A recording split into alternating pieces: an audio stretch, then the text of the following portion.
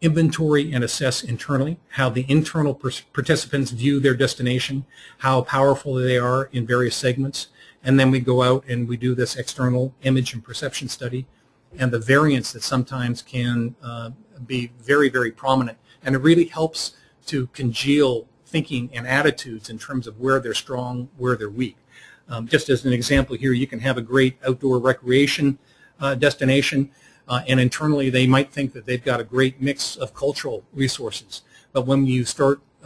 looking at that, you do that kind of study, you present that in a word cloud like this, and you see culture is perceived at a much, much smaller level than you might anticipate and expect.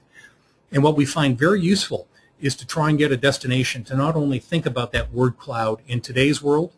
but also to think about where they want that. When we would undertake a similar kind of perception study 3 years or 5 years down the road, what words, what themes, what images do you want that external visitor to have in mind when they think about that destination?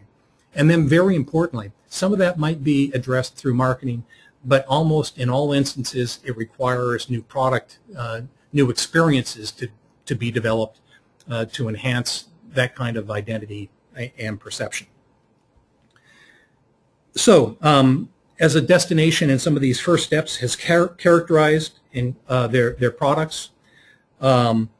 they've understood how they're perceived by the outside world, they've evaluated their position as it relates to a tourism product and destination life cycle,